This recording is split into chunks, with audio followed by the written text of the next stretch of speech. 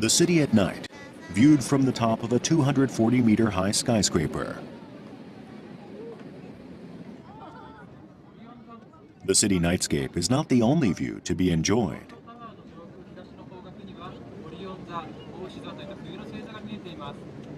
Guides are on hand to explain the stars in the night sky.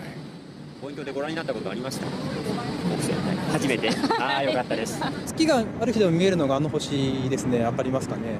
ちょっとオレンジ色の、そう、オリオン座ですね。ちょうど今東の空でオリオン座で目印が赤い星と右の方に白い星がありますよね。明るい2つの星がオリオン座なんですよ。これは東京でも確実に街の中で見えるんで、ぜひ晴れたら毎晩見えてます。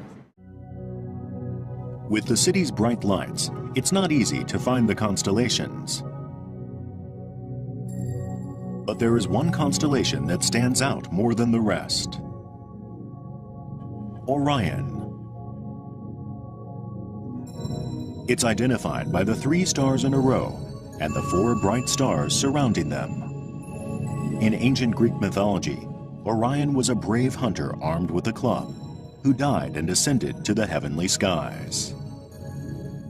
Today's show features the bright red star on the top left corner, Betelgeuse. We begin by looking at the position of each star that makes up the constellation. The stars appear to be on the same plane, but in fact are at widely varying distances from Earth. Betelgeuse is 640 light-years away, making it Orion's second closest star to Earth. 200 years ago, an odd discovery was made about the star.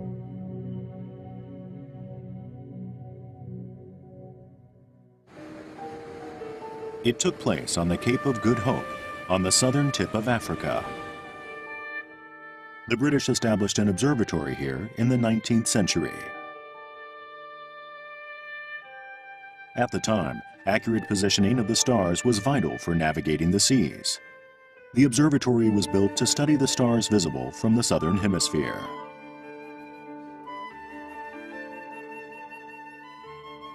The British astronomer Sir John Herschel was fascinated by the bright Betelgeuse and recorded observations of the star.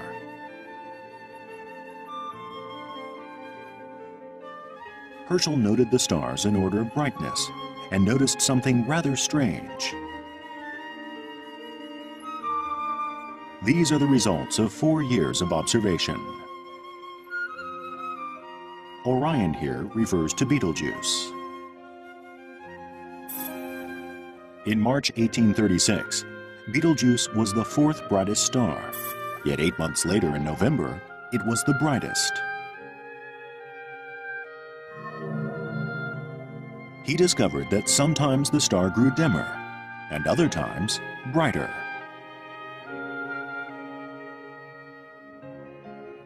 Why did its brightness vary? So began the quest to unravel the mysteries of Betelgeuse.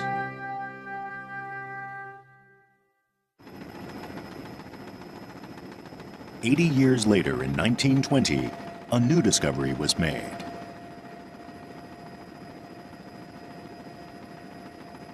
This time, it was at the Mount Wilson Observatory just outside Los Angeles. The physicist, Albert Michelson, thought the varying brightness of Betelgeuse was perhaps caused by changes in its size.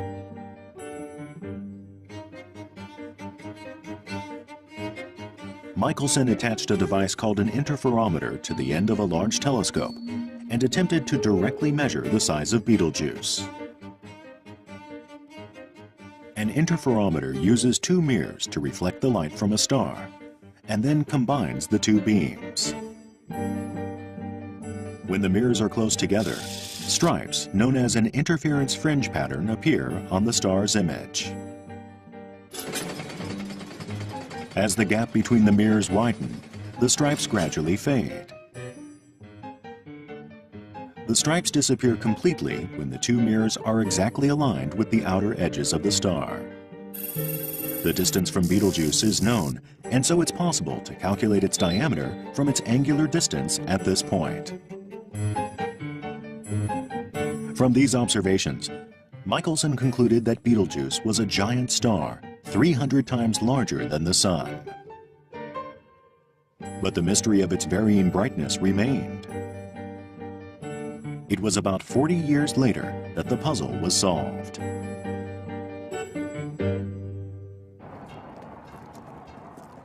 Guy Perron is researching Betelgeuse at the Paris Observatory. Perron uses results from the latest observations to explain the size of Betelgeuse in the following way. Alors le Soleil, c'est une étoile qui est assez petite, qui serait par exemple de la taille de ce ballon-là, alors que Betelgeuse elle-même est beaucoup plus grosse et serait de la taille de la Tour Eiffel, et c'est beaucoup plus facile de pouvoir en voir les détails à la surface.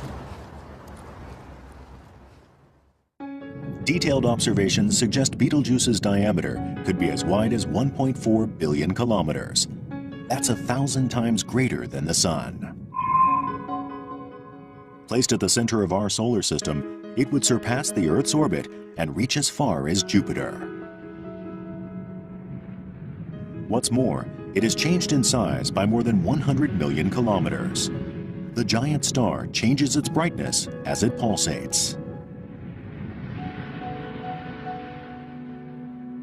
In fact, this pulsation foreshadows the star's future fate.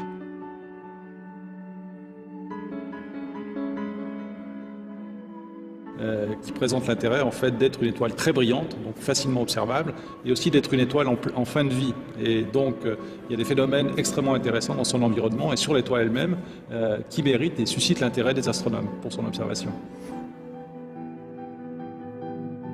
Fixed stars, which shine by their own light, are born and die just like humans. Stars are born out of clouds of gas floating in space.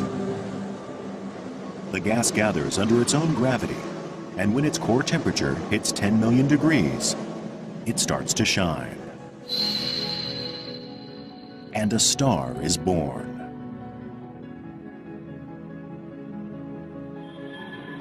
A star spends most of its life shining constantly, in its steady phase. The Sun is presently in this stage. But even the Sun will eventually reach the end of its life and gradually expand, turning red. This is when a star becomes a red giant. With a star like Betelgeuse, whose mass is more than 8 times the Sun, it expands even further as it draws nearer to death and becomes a red supergiant. Parce qu'on sait que sa durée de vie est très limitée. Et que, contrairement au Soleil, par exemple, qui a vécu la moitié de sa vie, Betelgeuse a probablement vécu 90% ou 95%. Betelgeuse is coming to the end of its life. Scientists around the world are carrying out research to reveal the giant star's true shape.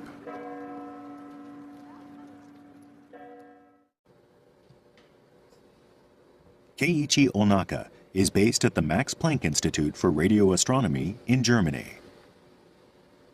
Since moving to Germany in 2000, he has been studying dying stars.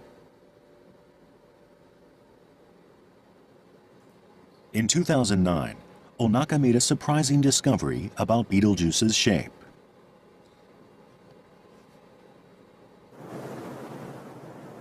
He made his observations at the Paranal Observatory in Chile.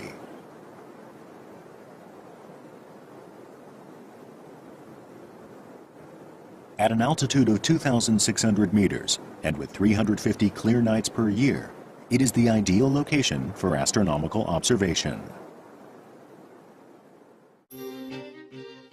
This is the Very Large Telescope Interferometer.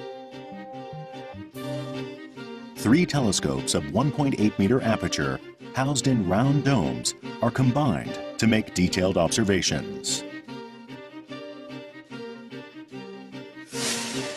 It works on the same principle as the device used by Michelson in 1920, but is much more powerful.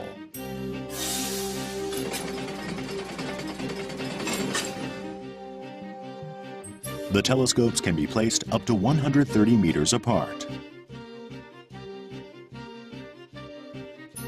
Placing the telescopes this far apart produces images higher in resolution than ever before. The images of Betelgeuse captured by the three telescopes are laid on top of each other. A black vertical stripe appears. This is the interference fringe pattern.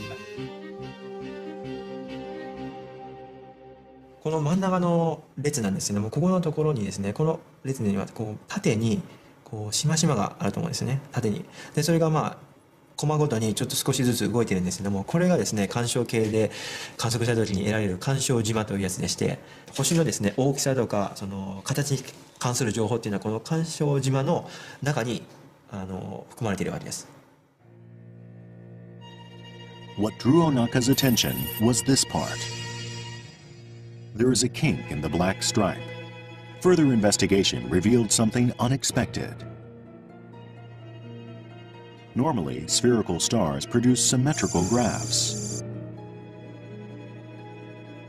In Betelgeuse's case, however, the left side of the graph is significantly raised.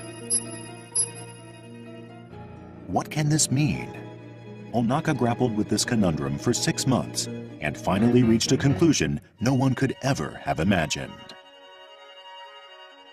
どうやったらこの観測データを説明できるかいろいろやってみた結果、やっぱりそういうふうにここの星があって、その一部にまあコブというかですね雲みたいなものがあって、それがこうもわっと上の方に動いていると。でそういうことがないと観測データが説明できないというのが分かったわけです。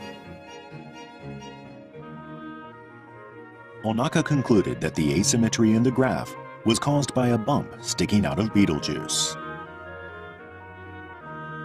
Onaka explains the star's shape that he uncovered from the observation results. これがベテルギウスの星でして、でその上にこういうコブというかですね雲、大きな雲ですね。で大きさがですねベテルギウスの星自体の半分ぐらいの大きさですね。でそれがですねこう上の方に、この雲は上の方にズーッと動いていると。でズーッと言ってみますと、実際にはですね秒速の10キロが15キロというものすごいスピードでこう複雑にランダムな動きをしているわけですね。So Betelgeuse is massive, 700 million kilometers wide and 40 million times bigger than the Sun. And unlike normal spherical stars, it has an irregular shape because of its bump.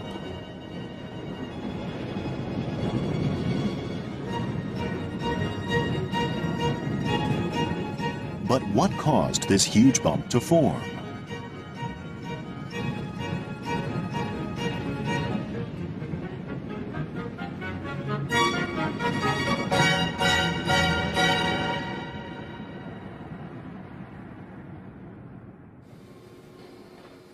One scientist is proposing that the answer lies in the star's interior. Andrea Chiavassa from the Free University of Brussels is using not observations, but calculations done on a supercomputer to try and decipher the mystery of Betelgeuse's bump.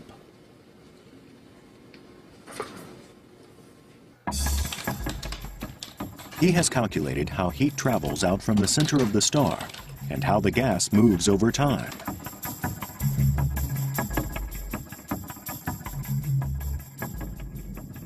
This is how Betelgeuse looks according to Chiavassa's calculations.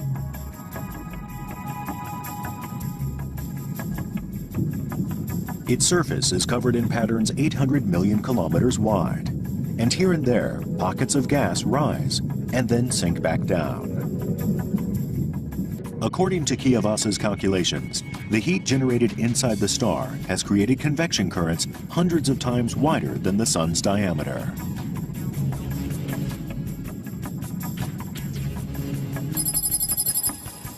This is an actual image of the Sun's surface. Like Betelgeuse, there are convection currents, but they are 800,000 times smaller.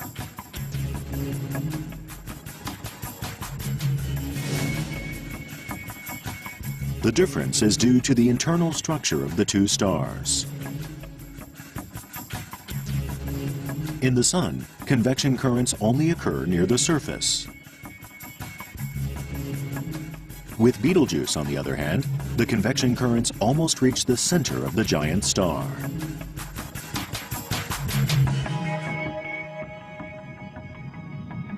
This is why even the convection currents visible on the surface are so large.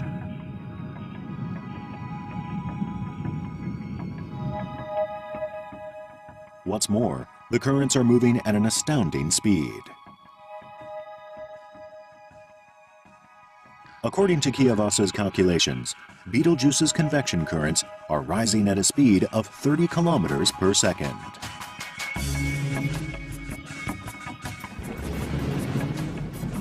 The gravity at the surface is quite low, as it's so far from the center of the star. Gas carried up by the convection currents rising at great speed is what's creating the bump. Après, il tend à se détacher de l'étoile. Donc notre étoile, elle nous apparaît plus ronde, mais toute une forme comme une patate. Betelgeuse's odd shape was caused by the star expanding with age and by the sheer force of its massive convection currents.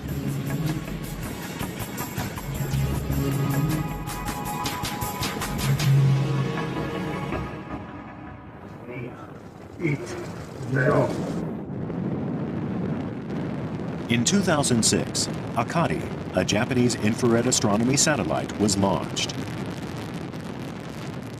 Using infrared invisible to the naked eye, it can survey clouds of gas and dust that float in space. These are images of Betelgeuse captured by Akari. Let's combine these 4 images taken with different filters. This reveals a spherical cloud of gas and dust enveloping Betelgeuse. It is 3 light-years wide, 20,000 times greater than Betelgeuse's diameter. The huge amount of gas and dust that can be seen here is thought to have been emitted by Betelgeuse.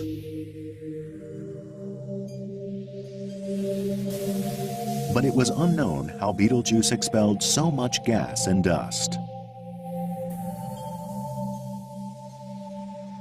Trying to decipher this mystery is Perron of the Paris Observatory. Perron set about observing the area around Betelgeuse and the gas it emits.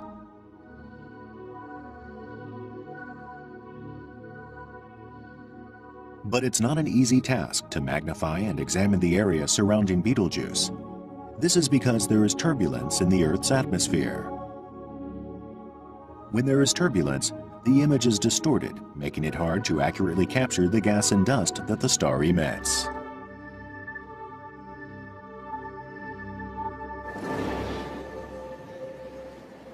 Perron solved this problem with a clever idea.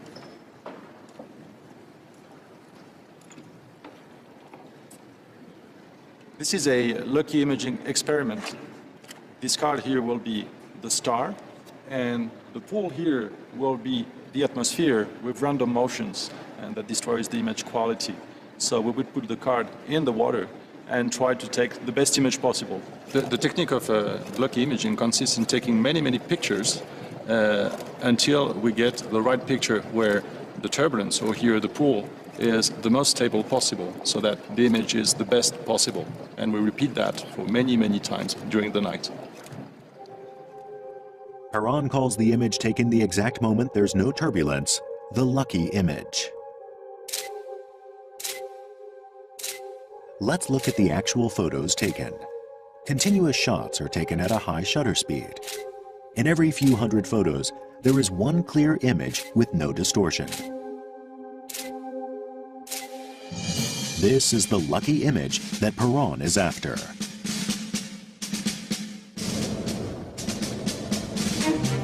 But in reality, the light from a star is limited. To take images at a high shutter speed, you need a gigantic telescope that can gather a large amount of light.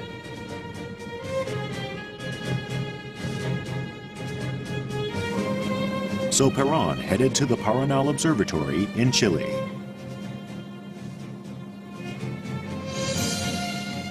There are some other big telescopes like these ones, but this is a unique place in the sense that we have 4 telescopes in the same observatory with a multitude of instruments that can be used, so that you can make every observation you would think of in modern optical astronomy.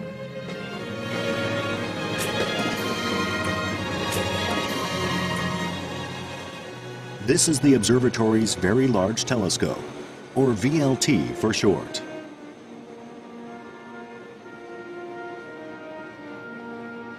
With mirrors 8.2 meters in diameter, it's one of the world's largest telescopes.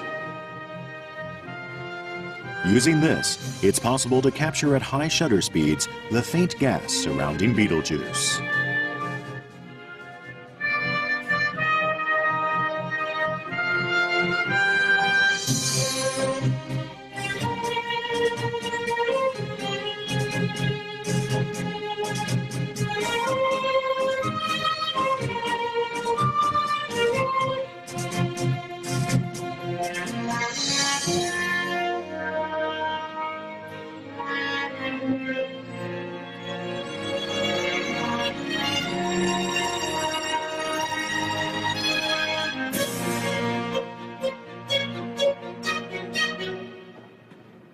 Perron checks the images freshly captured by the telescopes.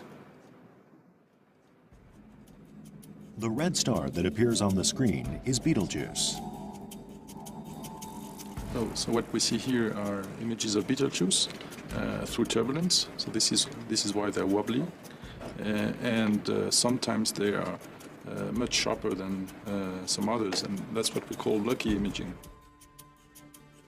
The star seems to be constantly moving. Is there a lucky image in there somewhere?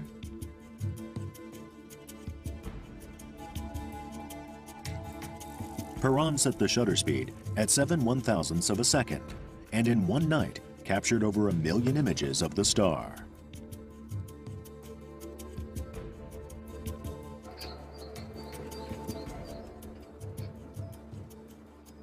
The images were then taken back to the Paris Observatory for analysis.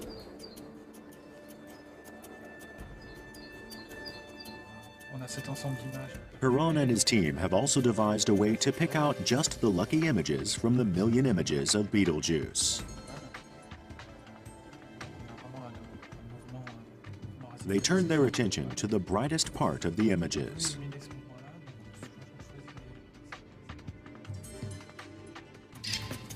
When an image is distorted by the atmosphere, light is scattered and the image is less bright.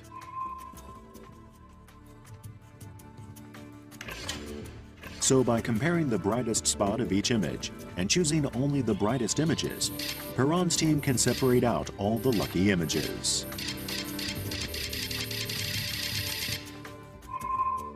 Furthermore, by combining all the lucky images, it's possible to capture even the faintest, smallest detail.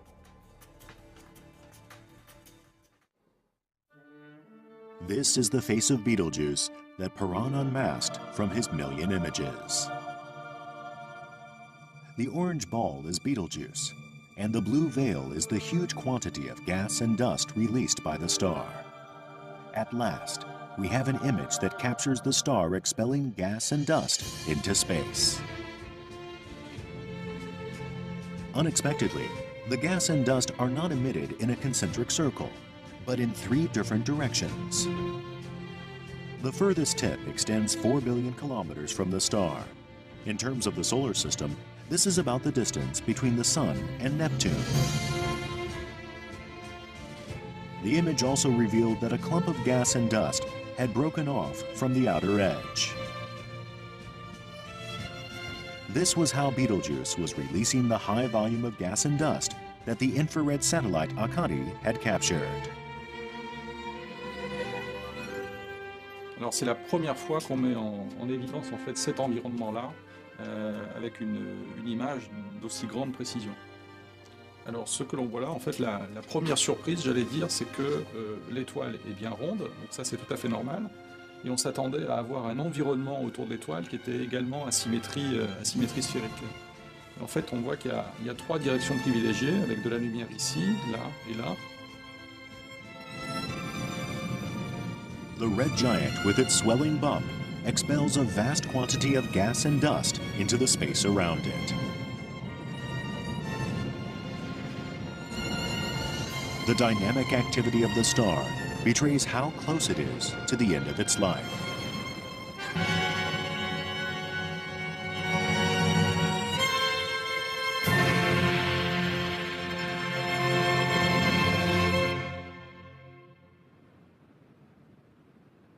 The death of Betelgeuse is drawing ever closer. What will happen when it dies? Hans Thomas Janke has spent 25 years researching the final years of a star at Germany's Max Planck Institute for Astrophysics. Ja, Mittwoch wäre auf jeden Fall günstiger, ja.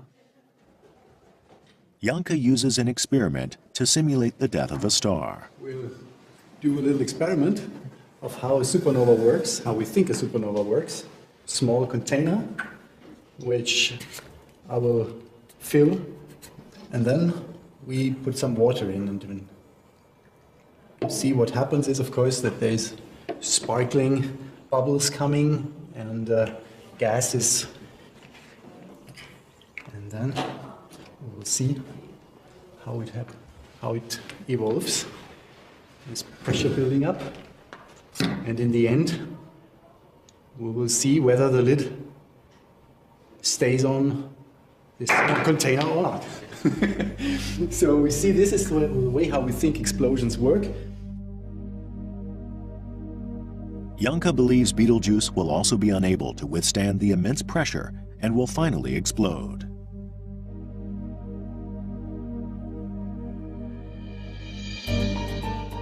The massive explosion of a gigantic star is something the universe has seen countless times in its long history. 1987 saw a massive explosion of a star in a neighboring galaxy, the Large Magellanic Cloud. The explosion of a star has great repercussions for us. Fixed stars like our Sun emit light as a result of nuclear fusion taking place in their core. A star is mostly made up of the simplest of the elements, hydrogen. The high temperature and pressure inside a star's core cause hydrogen to fuse into helium. This creates energy, making the star shine brightly. This is the present state of our Sun. After a star has shone for a long period of time, the hydrogen in its core is eventually exhausted.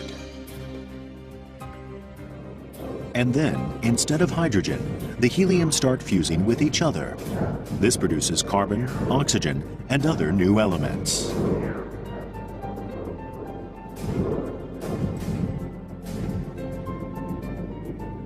The core temperature rises, and the star begins to expand. And so begins its transformation into a red giant like Betelgeuse. Finally, when iron is created, the nuclear fusion stops. The star can no longer support its own mass and starts to rapidly collapse.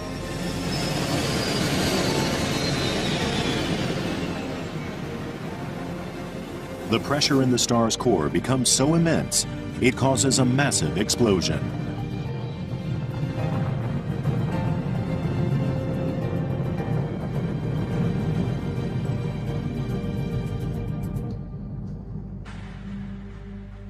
When the shock wave moves out of the surface of the star, we call the phenomenon the supernova event, as observers see it, and as we can see it as a spectacularly bright celestial phenomenon.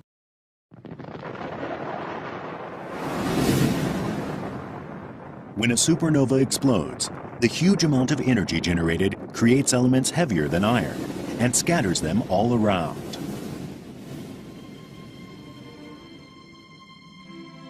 The elements created by the star float about in space. Over a long period of time, elements gradually gather together once more. And out of these, planets like Earth are born, and furthermore, life in its various forms. It's all thanks to the explosion of a dying star that we are here today. Les étoiles, c'est des usines à atomes. Hein. Donc elles produisent du gaz, elles produisent de la poussière. Ici, par exemple, voilà, ça c'est de la matière qui a été faite dans ces étoiles, ou vous, ou moi. Voilà. On est tous les enfants de ces étoiles-là. This is Cassiopeia A, the remnant of a massive star that exploded as a supernova. It's possible to make out the various elements produced by the star. The red is iron, and the green is silicon.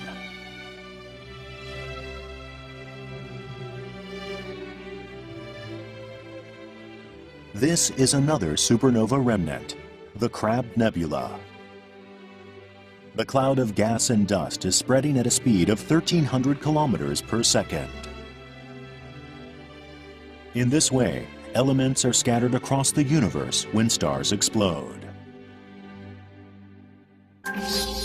In all of recorded history, only 7 supernova explosions visible to the naked eye have been witnessed. The farthest away was SN 1987A, a supernova discovered in 1987 in the Large Magellanic Cloud. It is 160,000 light-years away. The Crab Nebula is the closest to us, but it's still 6,500 light-years from Earth. In comparison, Betelgeuse is a mere 640 light-years away. If Betelgeuse becomes a supernova, it would be the closest explosion we have ever faced.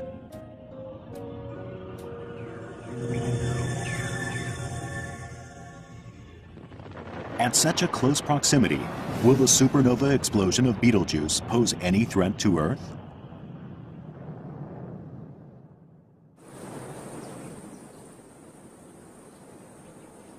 Clues to help us answer this question can be found in Argentina.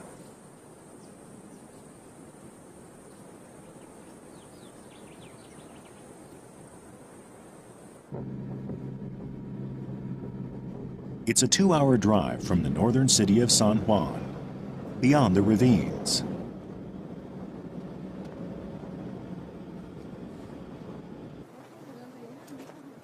Geologists from the National University of Cordoba in Cordoba province guide us to the site.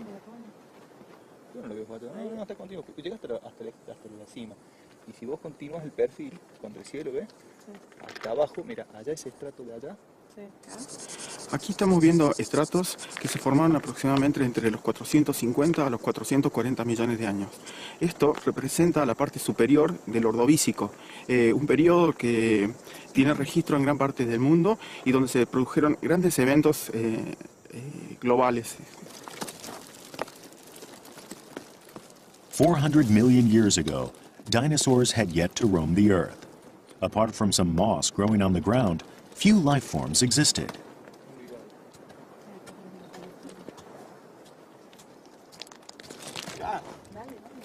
Vakari has found something. Wow. Mira Juan. It is a fossil of a trilobite.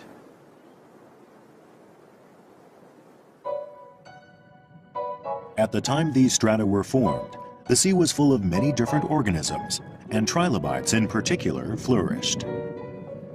There were species that lived deep in the sea, and others that lived near the surface. The sea was full of trilobites of all different types. When trilobite fossils from different geological strata are compared, an interesting fact comes to light. In strata more than 440 million years old, both deep sea and shallow water species are found. But in strata less than 440 million years old, only deep water species are found.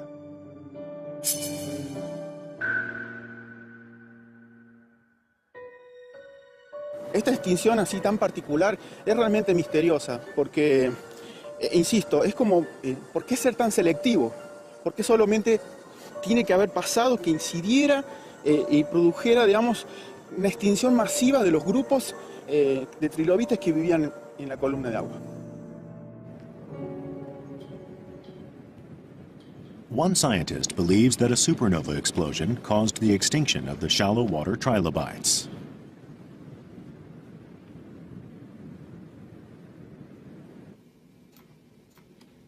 Brian Thomas is an astrophysicist at Washburn University in America.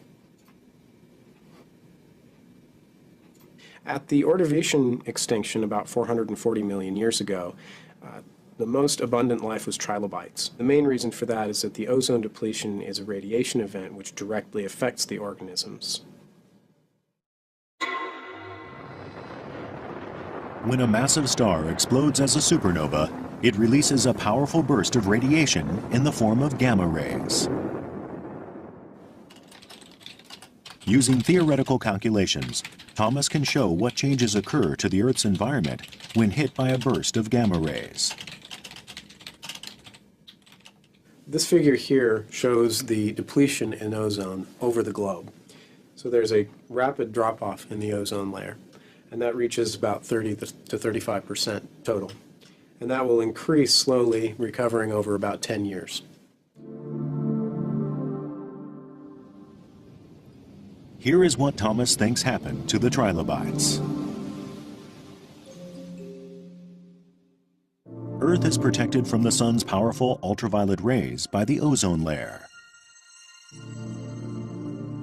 When gamma rays produced by a supernova explosion hit Earth, the ozone layer is destroyed.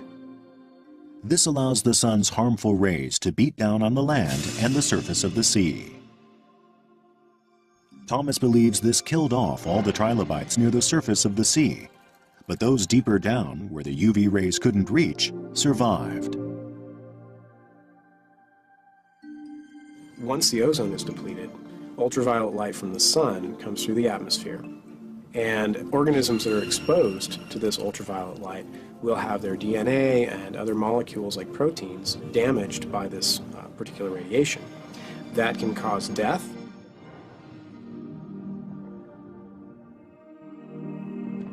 Thomas argues that the death of a gigantic star had huge repercussions on life on Earth in ancient times.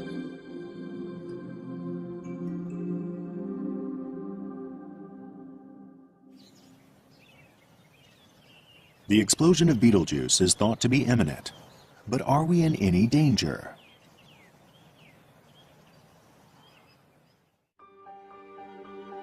Past research has shown that when a star dies, powerful gamma rays are released at an angle of less than 2 degrees from the axis of rotation.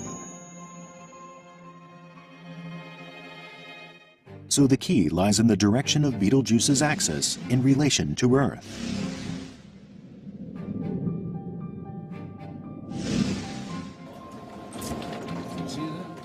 Observations were carried out to measure Betelgeuse's rotational axis.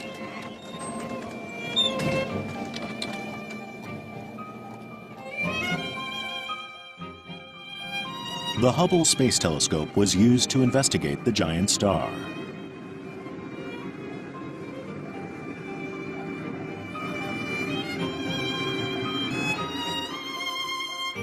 It measured the speed at which certain points on the star's surface were moving.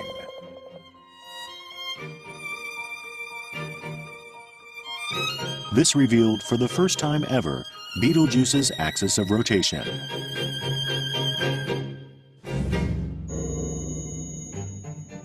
The star's axis misses Earth by 20 degrees.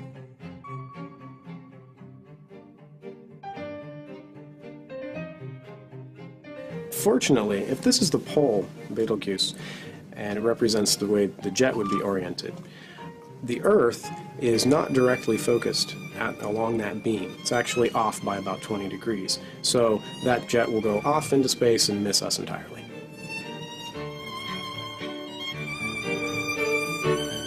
When Betelgeuse explodes, it looks like Earth will be safe from harm.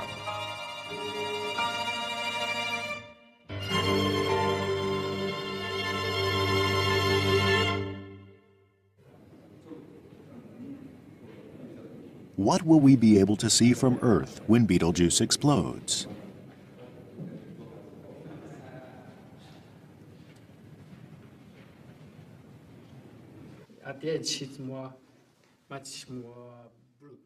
Kenichi Nomoto's team at the University of Tokyo has used theory-based calculations to scientifically show how Betelgeuse will change in color, temperature, and shape when it explodes. Here is a simulation of the results.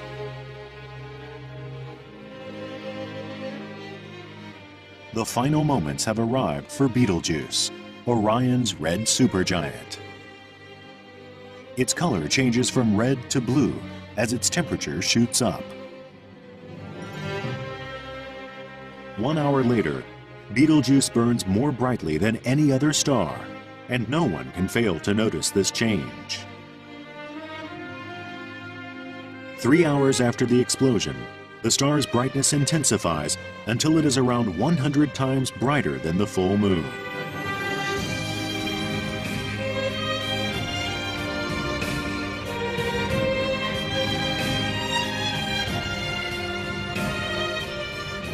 Even during the day, it dazzles in the blue sky.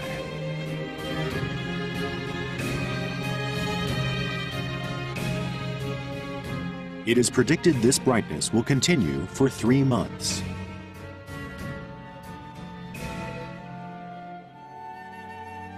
All around Betelgeuse, the gas that the star emits as it dies reflects the intense light of the supernova and glows brightly. 4 months later, the star starts changing color again. As the temperature falls, it changes from blue to orange. The gas swathes the star layer upon layer.